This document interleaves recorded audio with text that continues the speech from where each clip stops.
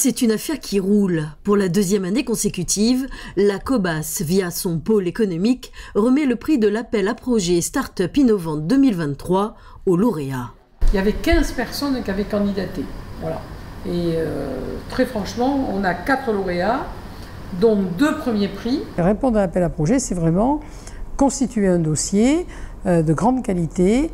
Et c'est vrai que ça demande du temps, de l'ingénierie, et tout le monde n'est pas capable. Donc il y a, je ne sais pas, peut-être qu'il y a une trentaine de personnes qui ont retiré un dossier. Mais il y en a 15 vraiment qui ont répondu et qui sont allés au bout de l'exercice.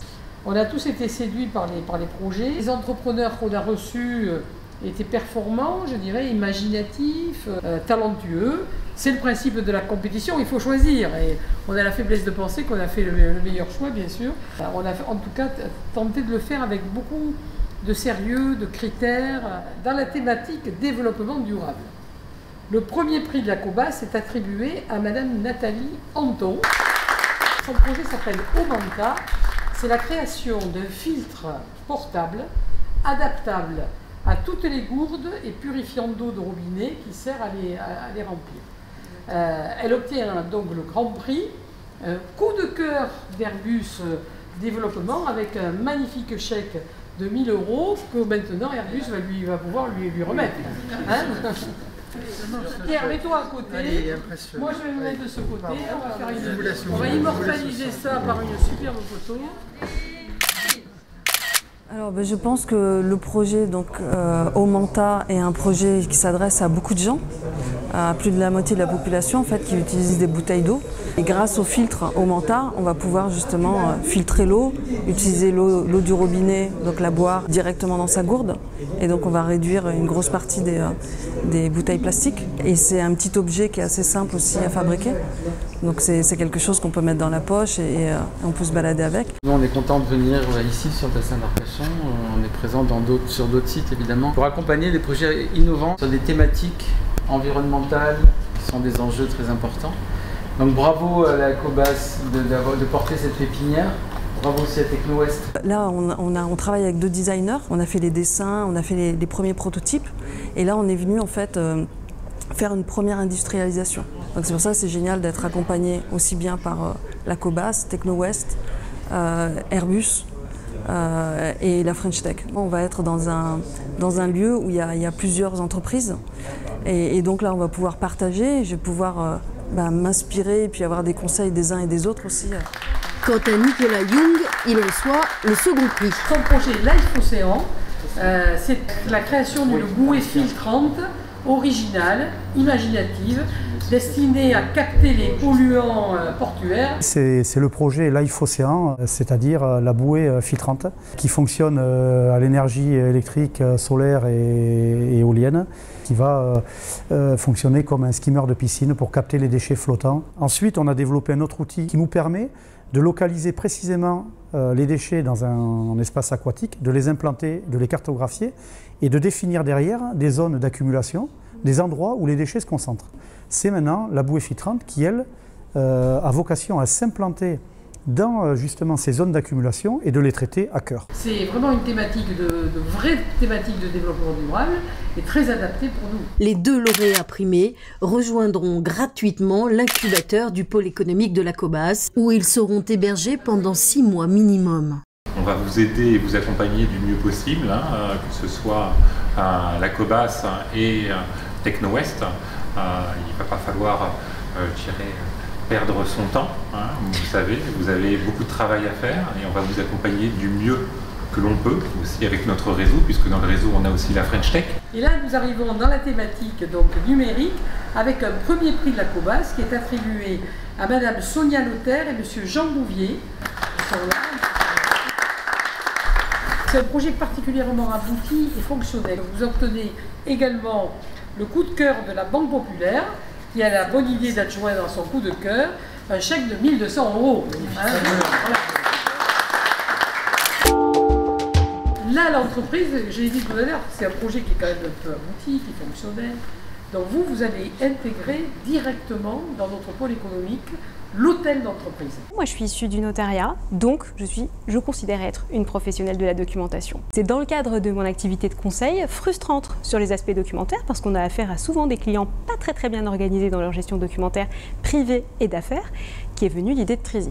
C'est un coffre-fort numérique qui permet aux professionnels du conseil en patrimoine de protéger les documents pour eux-mêmes et pour leurs clients, en gérant plus facilement les partenariats avec les autres professions, expertise comptable, avocat fiscaliste, courtier de crédit, etc. Trizy, c'est les accompagner, c'est faire de la pédagogie, c'est faire pour eux beaucoup, parce qu'on automatise beaucoup les processus documentaires, de façon à ce que chacun puisse avoir, en un endroit unique, tous les documents qui comptent pour lui. Les documents utiles, administratifs, financiers, bancaires, les documents futiles, les photos, les souvenirs qui comptent et qui ont une importance. Tout ce qui compte doit être trié, classé, sécurisé. Ensuite, il faut pouvoir donner des directives claires sur qu'est-ce qu'il advient de tous ces documents au moment d'une incapacité ou d'un décès. C'est également notre boulot pour que la documentation soit utile toute la vie et au-delà. C'est un partenariat gagnant-gagnant. Et on découvre des porteurs de projets qui sont toujours étonnants, avec l'envie d'entreprendre. Accompagner, c'est notre ADN, c'est notre volonté, c'est notre souhait. En tout cas, bravo à vous et bravo aux porteurs. Alors le deuxième prix de la COBAS, il est attribué au projet DOST. Ses fondateurs, Milou Chia et Ismaël Sané. On a été marqué au jury par chacun vos présentations qui étaient très différentes. Donc une plateforme numérique de mise en relation entre professionnels du bâtiment, qui nous paraît très intéressante et adaptée aux opérations notamment de sous-traitance dans le milieu du bâtiment. On est très honoré d'avoir gagné ce second prix. Pour nous, on se lance, c'est le début et ça nous met, on a bossé dessus pendant 1 an et là c'est un premier retour et on accueille ce retour avec beaucoup de bonheur. Aujourd'hui, les entreprises de maçonnerie, peinture veulent vraiment trouver de la main-d'œuvre en sous-traitance. Donc j'ai commencé comme sous-traitant, puis je suis devenu donneur d'ordre. Donc j'ai connu vraiment les deux côtés et j'ai donc eu l'idée de créer cette plateforme qui met en relation ces deux acteurs du bâtiment parce qu'aujourd'hui c'est assez informel et ça apporte une simplicité tout autour de la gestion administrative. Parce que dans le BTP aujourd'hui, on est obligé d'avoir des contraintes administratives assez lourdes, attestation de vigilance qu'on doit contrôler tous les 3 mois auprès du sous-traitant. Donc du coup, le sous-traitant est à jour sur la plateforme et du coup ça simplifie ça avec des contrats en ligne et de la signature électronique en ligne. Donc ça simplifie vraiment la démarche où une secrétaire pouvait prendre peut-être 2 heures à monter un dossier, et là elle le fait en 5 minutes en fait. On est les seuls à proposer ce service sur le marché du bâtiment et je pense que des personnes du jury qui connaissaient à peu près les problématiques du bâtiment ont vraiment compris ça dans notre projet et on a senti le waouh, quand même vous avez vraiment un produit innovant quoi.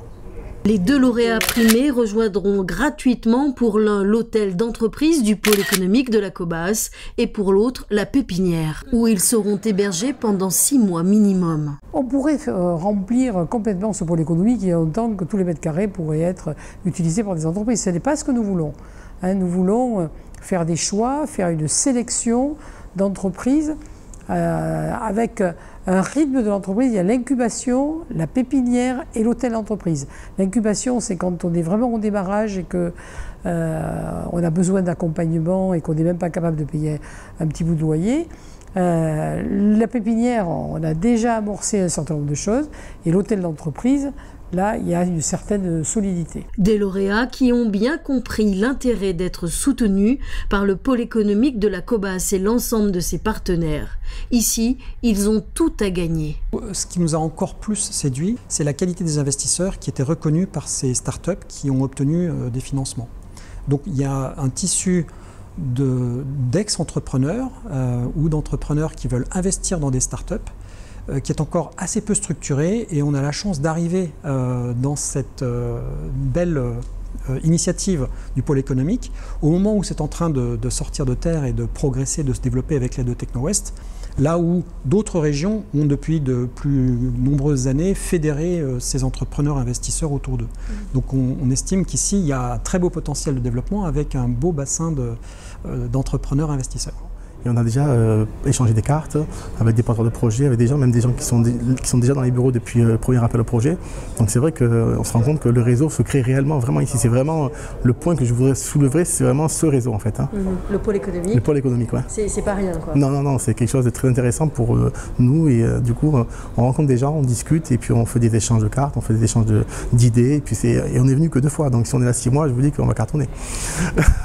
Aussitôt primé et aussitôt dans le grand bain. Ce soir-là, Ismaël, Mouloud, Nicolas, Nathalie, Jean et Sonia s'apprêtent à faire leur premier pitch devant les potentiels investisseurs. Soyez détendus, même si c'est difficile, et pensez que ils sont pas là pour vous juger, ils sont là pour vous aider. Voilà. Et vous verrez, ça se passera bien.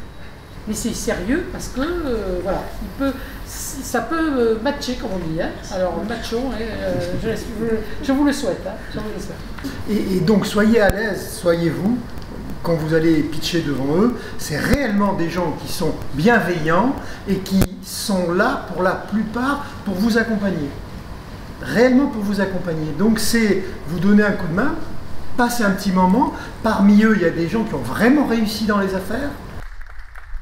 Ça prouve au moins qu'effectivement il y a une effervescence et que notre territoire est en pleine mutation innovante.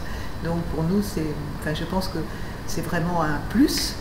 Et ce second appel à projet fait encore preuve de tout le dynamisme, de toute la créativité de ces entrepreneurs qui fourmillent un peu partout et qu'on essaie petit à petit de drainer et d'accompagner sur notre territoire. Dès le mois de septembre pour les uns, en octobre pour les autres, les lauréats intégreront le pôle économique de la Cobas dans des bureaux de 13 mètres carrés qui comportent des cloisons amovibles.